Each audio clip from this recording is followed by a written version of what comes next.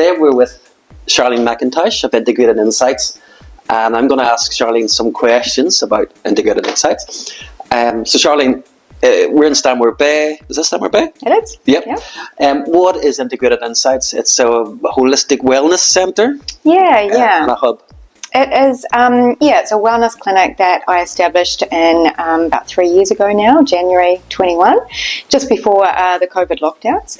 And the vision of the clinic was bringing a lot of different holistic therapists together to provide sort of a wraparound service, so dealing with mental, physical, spiritual well-being for clients. And so it's myself and several other therapists that work from the clinic regularly. And what other therapists are in the clinic with you? Yeah, so we have a massage therapist, a Reiki healer, we have a clinical reflexologist and a mindfulness coach.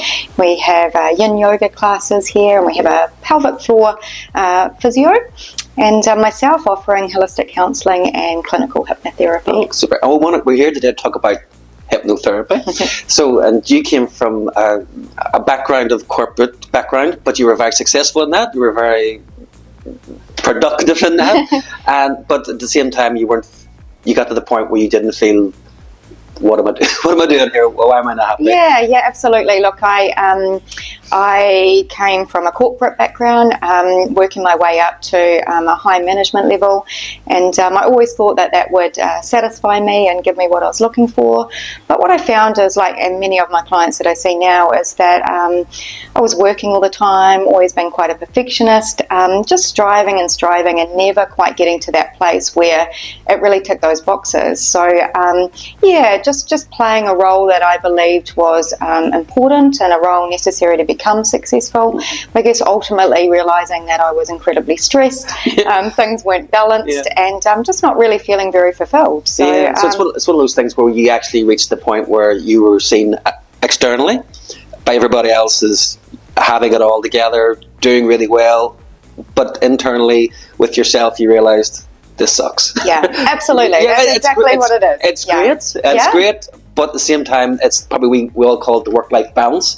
But for you, you decided, which is awesome. Yeah. Would you say that you're empathetic? You can tell, you can feel other people's, or you can read people really well? I would say that I've always had a bit of a gift for working with others. I remember in college kind of being known as the friend that was the counsellor in our group. Yeah. And, worked a lot in HR and the corporate environment as well, mentoring and helping staff. And so I always had a passion for working with people, always been quite good at talking with other people, and so I guess it's just an extension of that, just learning the tools and techniques, and walking the walk, actually going through that journey myself of finding more balance, finding more compassion for myself, and reducing stress, and still allowing myself to have that drive and really wanting to push and succeed, but just in a much more effective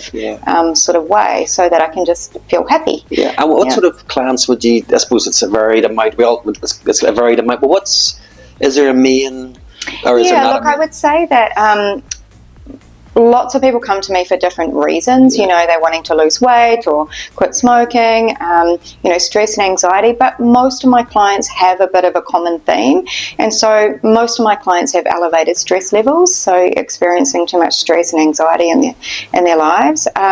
Most of my clients are suffering from unhelpful beliefs or traumas that they've brought through from childhood, so conditioning, if you like, how they sort of see the world. Most of my clients are lacking in a bit of self-esteem and self-confidence, not feeling good enough. That's all me. And, that's just me. And that's all most people, I find. And so although all of my sessions are individualised, there is a bit of a common theme for people feeling just not satisfied in their lives, in themselves, not having permission to be who they really are. Exactly. And why hypnotherapy? How did you end up at hypnotherapy? Out of all the therapy things that are available? Look, actually, I started with the counselling side of things, and that was really good. I learned a lot of tools and techniques. I found it really beneficial for myself. But I got to the end of that, and there was still something just missing. And so I started searching, looking at many different things, sort of stumbled across hypnotherapy. I'd never had it before, and so went and had an experience of hypnosis myself. And I've always been quite a analytical person. I do believe in many things, but I do often need the science to back that up. Yeah. And so clinical hypnotherapy bridges that gap for me. It's a wonderful technique, but it is all evidence-based, and that kind of was something that I needed. So once I'd experienced it myself, after the very first session, found it really life-changing. Yeah. And so I was hooked, Well, to be honest. The life-changing thing, I have friends who come and see you as well, and the word they use is life-changing. Oh, great. which is awesome. You know? That definitely for me, when I came, I thought it was very, very nonsense. But when you're in a situation of having high anxiety and stress, you will do anything to relieve that, and it's good to investigate, to research, to find out what works for you. And for me, I can't remember how many what sort of sessions does it take for people to? It varies. For me, it varied as well. I didn't get it, and it was not just getting hypnotized, it's the therapy. There's a lot of therapy in it, a lot of talk in it, a lot of unpacking and unwrapping, and you find the nuance of what I'm talking about. And then it's the how to restructure that, how to reframe my mind. I guess that's what is unique about what I offer as well, is there's many counsellors and many hypnotherapists, as I do a combination of both. So talk therapy, the counselling, unpacking, giving practical resources and advice, working with the conscious part of the mind, and then hypnotherapy, working with the subconscious mind, which is where all our beliefs, conditioning, experiences are held. And so bringing the two together, I find, is really effective for clients. Most clients, a minimum of 3 sessions, many sort of up to about 6.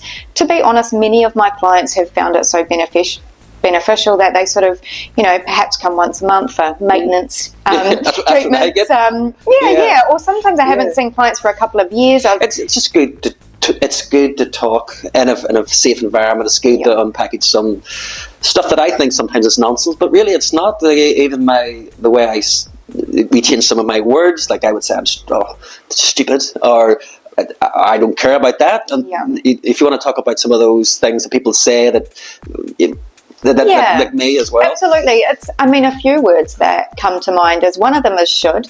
We go through our lives going, I really should do that. Why should we? Why should we do that? Who said should? And so helping clients to start questioning some of these things.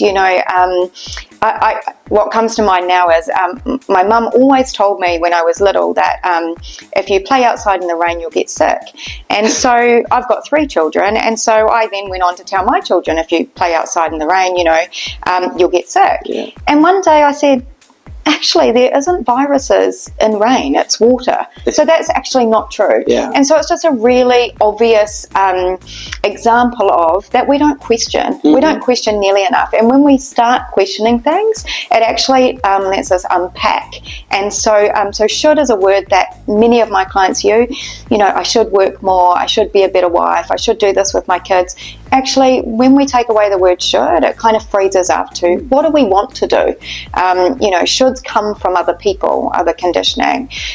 Many people have a word busy, and to be honest, that was one of my words before I got into this line of work. So no matter what I was doing in my life, I could have been on vacation and somebody would say, how are you? I'd say, I'm really busy. It just became something that I said, and our language is really, really important. So starting to change some of those words.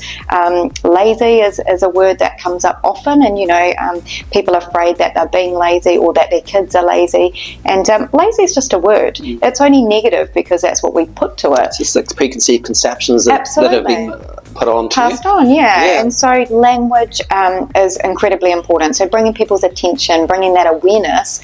Once the awareness is there through that talk therapy, then the ability to take control and change is there. But many people just have no awareness. No, they let's talk us through initial session. What they expect. What to expect. Absolutely. So most of my clients I will see for a 15-minute consultation first, just to get to know each other a a little bit and just to see if this is right for them. Following that, we book usually 3 sessions a week apart. The first session entails more of the talk therapy. So me hearing the backstory, getting to know, even if it's something as simple as, nail biting. Somebody nail bites, why do they do that? Well, maybe there's some underlying anxiety. Why is there underlying anxiety? So it's important for me to spend the time getting to know somebody, listening to their words and their language, talking about their upbringing. So the first session is more of that, and then a shorter session in the hypnotherapy chair, building some trust and some association. And usually it's around just reducing some stress, very gentle, so that the client can feel safe and secure in what we're doing. The following sessions, we start to get more into actually targeting the specific issues that the client has come for. And that varies greatly. So more of a catch-up at the start of the session, and then most of it under hypnosis. And then following on, we sort of continue on with that. Most of the time I'll give some resources, some activities to do, take home, sometimes a recording to listen to, depending on what we're working with. They're usually about an hour. I know that there's misconceptions around hypnotism and hypnosis. Yeah, absolutely. And I had some as well, but can you give us some of the let's debunk some of those? Yeah, absolutely. So I can guarantee that none of my clients leave here clucking like chickens. It is just a definite no. It hasn't happened yet. It hasn't happened. It won't be happening. And so look, hypnosis in itself is natural. We actually do it by ourselves up to 100, 120 times a day. Yeah. So when you're sort of driving to that supermarket that you go to all the time, but you're thinking about the argument you had with your partner that morning, that's hypnosis. So hypnosis creates a change in our brain waves, and so around about the age of 7 we develop a barrier between our conscious and our subconscious minds, and that barrier stops us from changing and updating things. So we can use our willpower to change behaviours, but that's only a very small portion, and so hypnosis allows that barrier to go down so that we have access to the subconscious mind, so that we can upgrade. So if you want to think about it kind of like a computer, and up until 7 we're uploading all the software, and then when we're 27 or 47 we realise that some of that software is kind of really old now. It's actually rubbish, and so we want to get rid of it, and so we go to get rid of it and we find that there's a barrier there and we can't. So hypnosis allows us access to that computer and that software, and so we can kind of update more in line with what would be helpful. And so hypnosis is not mind control. I certainly wouldn't be sitting here today if it was. I'd probably, be flying somewhere on my private jet to my own island somewhere. It's not mind control. Everybody can be hypnotized if that's what they want, because it's natural and we do it by ourselves. Can we hypnotize somebody that doesn't want to be hypnotized? No, we can't. And so it does need the client wanting to be hypnotized. Is it relaxation? Well, many people feel quite relaxed, but it's actually a concentrated focus. So people often think, are they going to fall asleep?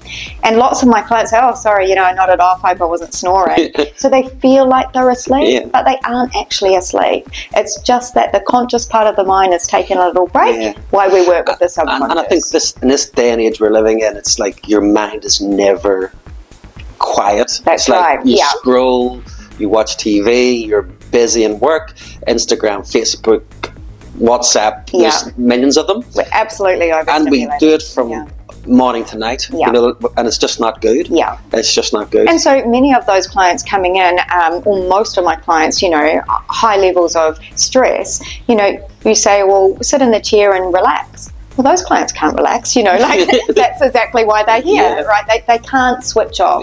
And so people are worried, it's not going to work because they can't relax.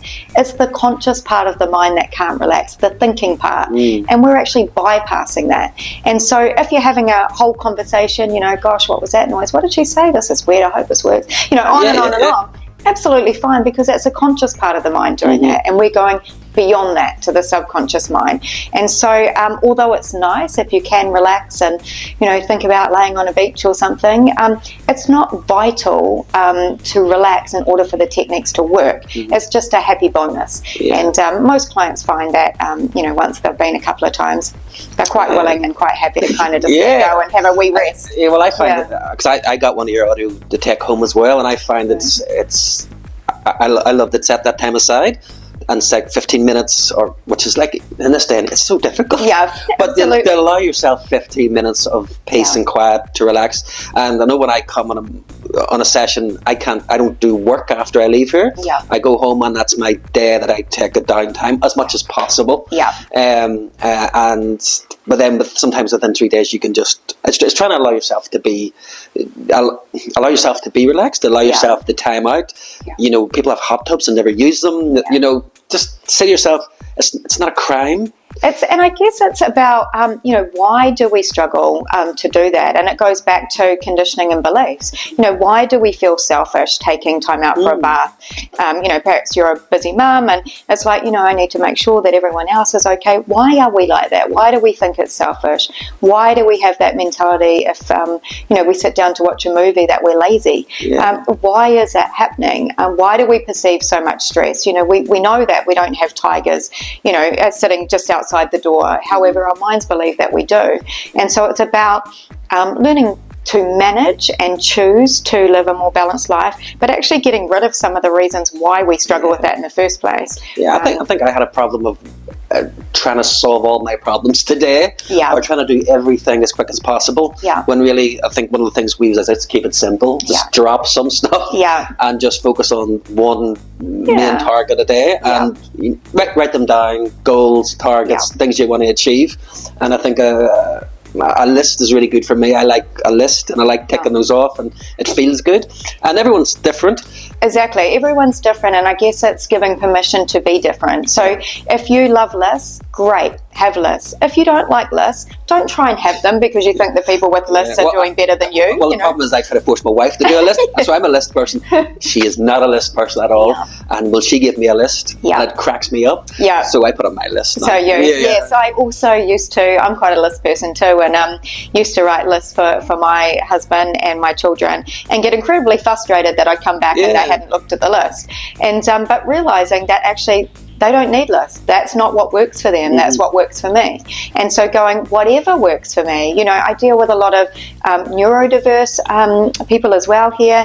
And, it's that, I really should be like, who said should? Let's just get to know each other. Know yourself as much as you can, and then put yourself in the best environment for you. If you find it hard to do something, just find the easy way, not the normal way, not the way that everyone else that is wonderful in the world except me does. Just actually going, this works for me, so that's what I'm going to do. Yeah. And be okay with that. Yeah, it's actually okay to be different. Yeah, definitely. Yeah. So, Charlene, let's talk about something that's close to your heart and a success story that you want to tell us about. Luckily I have lots of success stories, which is obviously the best part of my job. I absolutely love my job, and it's really special to see people really experiencing significant changes. So just thinking about one that comes to mind, I work with a lovely occupational therapist, and through a combination of things found herself really experiencing severe anxiety to the point where actually she was no longer able to work. She couldn't sleep. She was put on medication. She was seeing a lovely counsellor who had helped somewhat, but she just wasn't getting the results that she needed. And for her, I saw her for 4 sessions. After the 3rd session, she was back at work, and by the 4th session, she had basically resolved all her symptoms so she actually ended up getting irritable bowel syndrome as part of the stress. So unfortunately, that is a symptom of stress for many people. So, loose bowels and really uncomfortable tummies, wasn't able to sleep. And after the 4th session, she was back at work, medication free, no symptoms left at all. And for her, she absolutely described it as it changed her life. She actually wasn't able to function. And so 4 sessions, so a week apart, so within a month. And so thinking about this lovely woman, for her, really special to be able to so quickly, get her back to her life. She had a little boy, a little toddler, and she just wasn't able to look after him. So really significant changes for her. That's just amazing. And there's so many people going through the same thing, but trying to function. And she was forced at the point she had to find help. Yeah, she just couldn't. She couldn't function anymore. Yeah, but is she someone that could have been helped sooner in the journey, or if they, if hypnotherapy was more known, or other therapy? There's a stigma about hypnotherapy. There's a stigma about even just going to therapy is in New Zealand. It's seen as a stigma. So it's sad that someone like that could have been helped. And look, there absolutely is a place for talk therapy. I do talk therapy myself, and I just find that sometimes that is the go-to.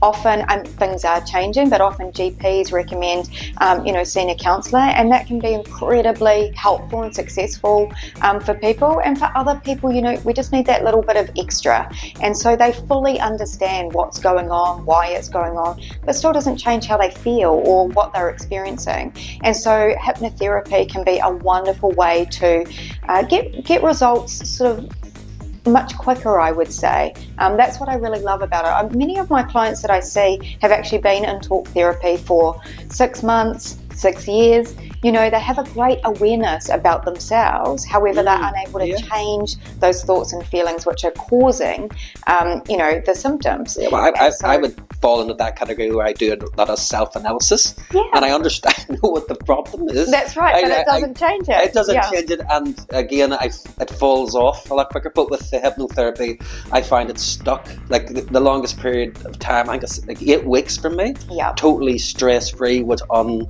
people don't understand, but that's unbelievable. Yeah. I have peaks and troughs, naturally, and things do trigger me. But at the same time, now I can cope a lot better. Yeah, I think it's a case of learning, especially in the world that we live in, this high-paced, society, learning those management tools to manage the ups and downs, because, that's just life for all of us.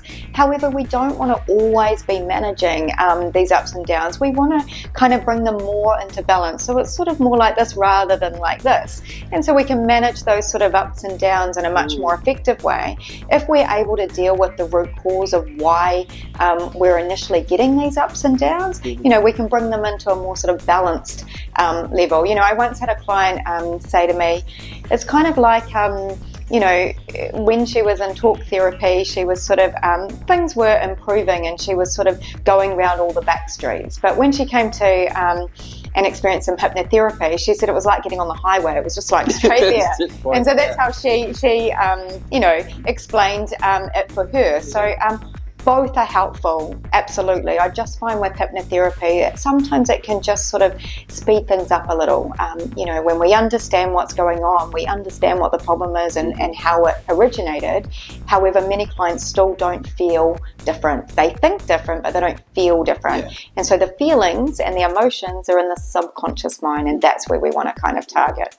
Definitely, because you can hold, for me, you can hold on and teach yourself for a while, but you will drop off. Yeah. The first, second hurdle. Yeah. And it'll be, and for me, it goes worse. You feel worse because you haven't been able to cope. To manage it. I have a high expectation of myself, rather than other people, but a high expectation. So when I do feel like I've failed, then it's even worse. Yeah, it's that disappointment that you haven't managed to kind of get on top of that, and that's because you're using your willpower. Yeah, willpower. Your thinking, analytical mind, and that only takes us so far. Our subconscious minds are really responsible for 90 to 95% of everything everything that we think and do. And our willpower, which sits in our conscious part of our mind, is sort of, 5 to 10%. So it's no wonder that, we can do it for a little while, but then we find ourselves just back. The brain likes familiar. And again, talking about words and things like that is like, it's okay to feel was a big thing for me. It's Absolutely. like, it's okay. Yeah. Feelings are feelings. There is no right or wrong,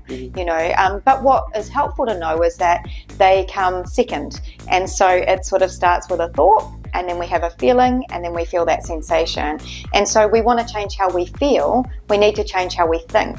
And those thoughts are in the subconscious mind. And so starting to change some of that language, because, we're thinking all the time. And sometimes we're aware of some of those thoughts and negative thoughts, but most of the time we aren't. It's just on repeat. It's just like a song that you really don't like. It's just going and going, the neighbours won't turn it off kind of thing, and we want to get in there and change the record. It's not helpful, that one. We're done with it. And so realizing that that's what's happening, and then using tools and techniques to change that record. Tools and techniques. Something more positive, upbeat, something fun that you want to dance to. Music is great. Yeah.